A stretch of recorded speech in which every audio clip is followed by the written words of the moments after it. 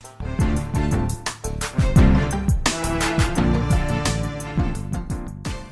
welcome to the Market Alert for Monday, 28th of November 2022. So this headline obviously is a bit of a Mickey take on the current sideways move in the markets, the Santa Porsche rally, because between October and December generally we have the Santa Claus rally for the bankers' bonuses.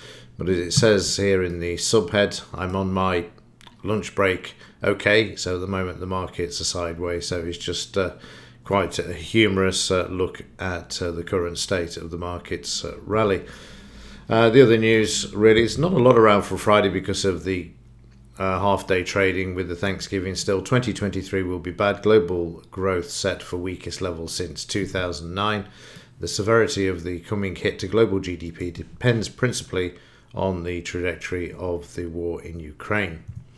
Economic news this week, well, it's non-farm payrolls this week. If we just have a look down, I'll go straight to the biggie for this week. We have got central bankers out this week as well. There's quite a few as we go through the week, and tomorrow Bailey. So central bankers are back out today, this week and today. We've got Lagarde speaking at 2 p.m. I think I'm just going to check the times on this. Some weird things happening with the times on Forex Factory at the moment. 2 p.m. Lagarde is going to be speaking there. Let's have a look. It just seems some odd times there. No, that's right. Non-farm payrolls 1:30. So, that's fine. So it's non-farm pay this week, and central bank is speaking. That's really the big ones. We've got ADP as well, the precursor to the non-farm payrolls, out on Wednesday. Gold-silver ratio moving back to the upside at 82. And in the market alert recently, I've been talking about the CBDCs, the central bank digital currencies, and how they're going to work. Well, there's a lot of views about this, and you should look at this video from Monaco64 with Clive Thompson. I think it's Clive Thompson or Thomas, who was a wealth manager, now lives in Switzerland. The currency reset, as it says down here, will wipe out creditors and usher in CBDCs. And he makes a very good argument for what I was saying last week with regards to there will be a overnight financial crisis where the money will be frozen in your accounts, and then it will usher in the CBDCs as a way of saying, but you don't need to panic, we've got a new currency, and we'll exchange your old money for new. But not quite as simple as that, as Clive illustrates in this video and talks about at great length, and it makes perfect sense to me. So check out this. I will go straight to the point because the interview is 36 minutes. I will put the link at where he talks about how this will happen, which is about 18 minutes in. So the link will go straight to the pertinent point of how he believes that this will be ushered in, as it says there in the title. So, and if you don't think the digital currencies are coming and it's a conspiracy theory, this is the Bank of England's own website, which you can see there, bankofengland.co.uk. And if you want to know about how they're going to, it's going to work, etc., then feel free to have a look at this. Never understood personally why the bankofengland.co.uk, because that's reserved for private companies. It should be .org, and it's not. So we'll see. But we are certainly living in interesting times now, and we're probably quite close to something happen a year, 2 years. And I know there is the Agenda 30, where everything that, as far as the World Economic Forum are concerned, want everything to be on a digital basis and trackable. There we go.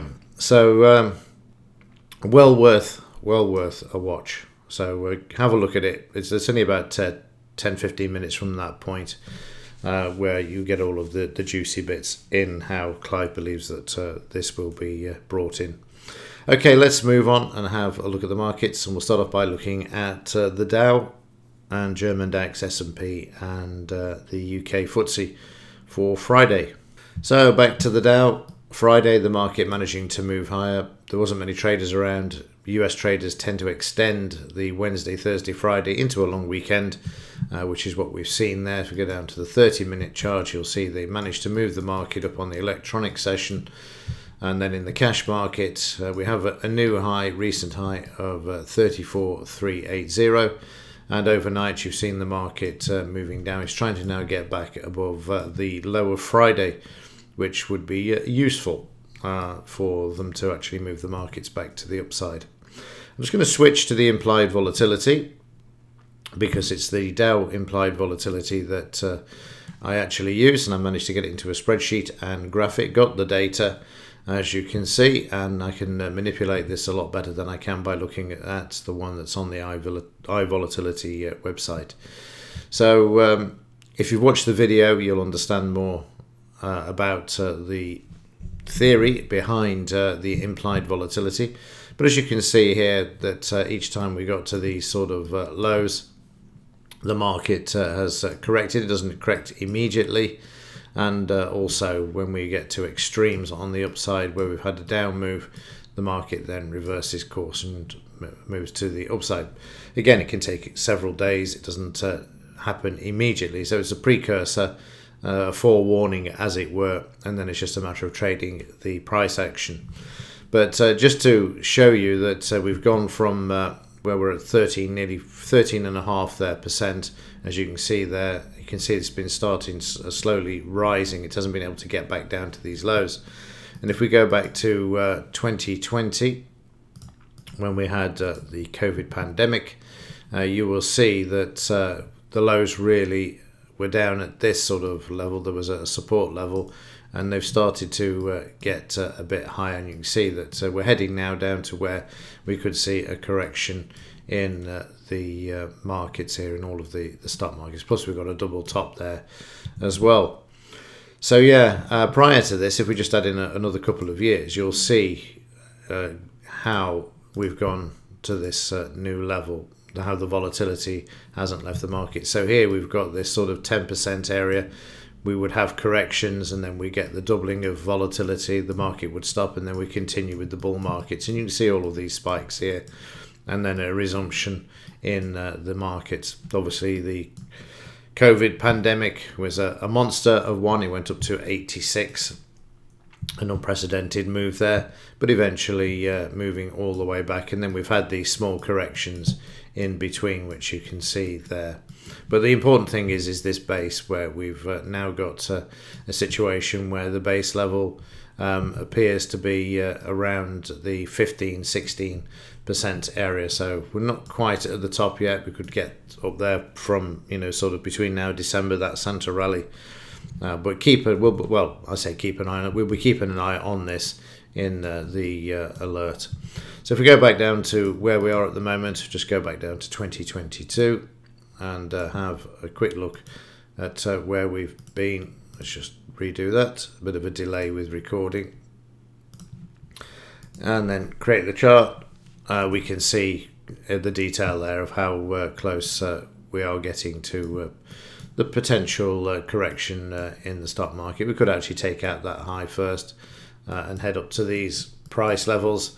That we should only bring the market down, the implied volatility down further there.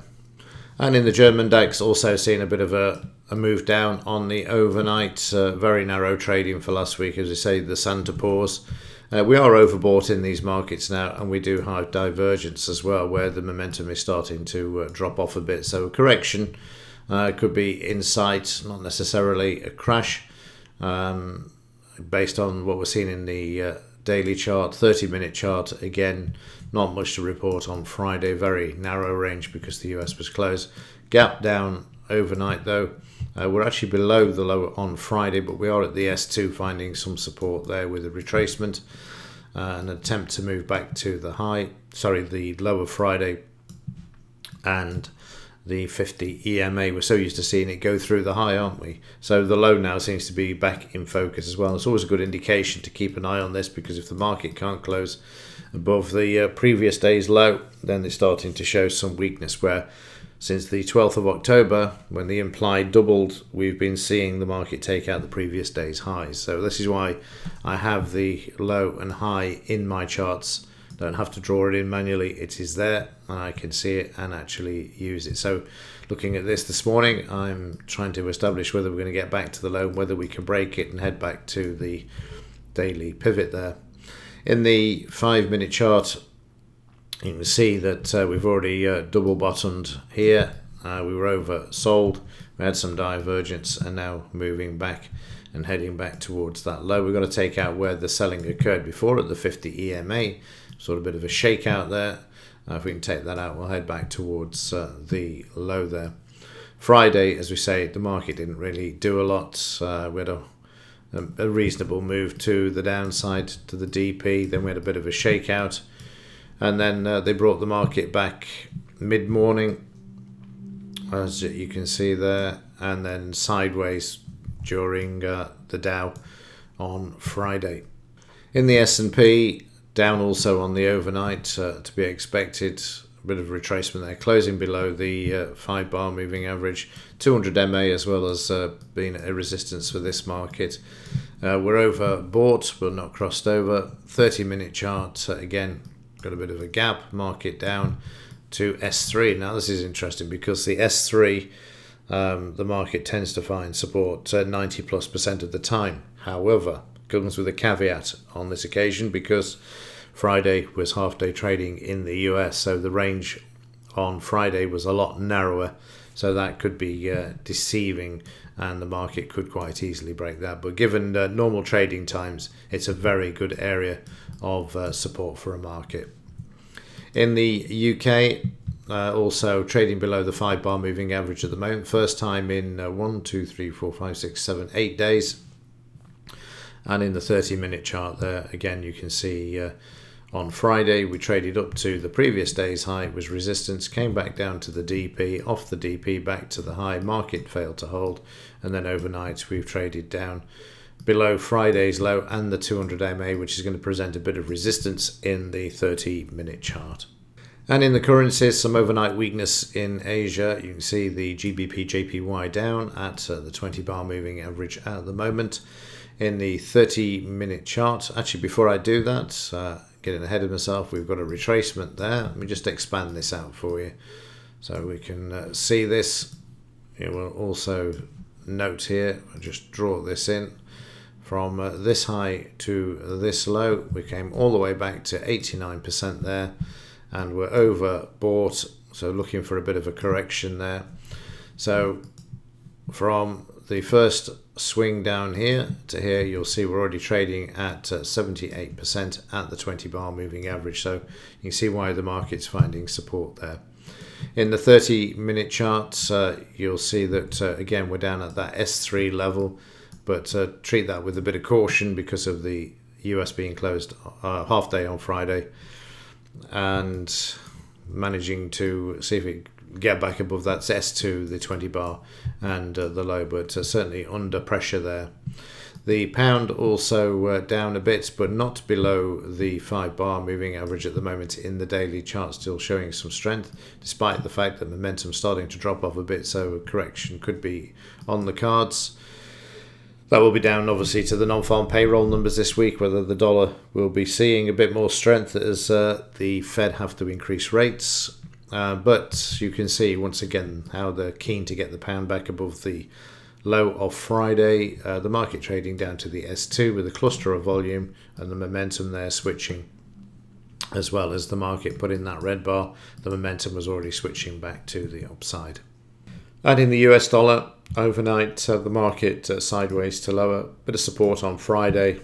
We're in no man's land as far as momentum is concerned at the moment, but we have had the retracement on the downside so far there, which if I can draw it in, let me just redo that.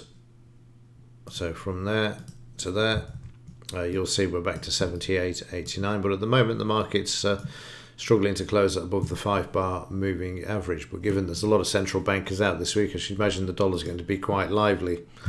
There's a gap up overnight to Friday's high. The market having pulled back a bit there, having been overbought with some divergence, is moving down to the 20-bar moving average at the moment. Again, I'd be inclined, if I was trading the dollar index, to have a look at these fib retracements. You can see there that 78%, the market is the DP as well. Metals under pressure, obviously, with the dollar moving slightly higher, and you can see this in the daily chart. It needs to get back above the 200 MA, which is 21.50 in the silver market. There's the line there. It's the high of Friday as well. Shaken out at overnight, big cluster of volume there, oversold, and the market now coming off the low as well. So a nice bit of support there for the silver market. Meanwhile, in gold, sideways, doesn't show a bigger shakeout as silver, which is why you saw the gold-silver ratio moving back to the upside. Silver certainly getting a bit more of a hammering than gold, as you can see they're trading only to the low, not below it, like the silver market. So yeah, back to the 200 MA, cluster of volume, oversold, lovely place to buy, and the market moving then back up towards the DP and the close. So a move in progress there at the moment.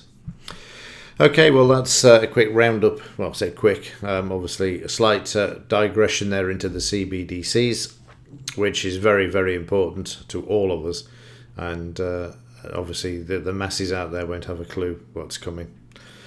But it is what it is. So all we can do is take some sort of action to hedge our assets, etc. But do have a listen to the interview. Very, very interesting indeed.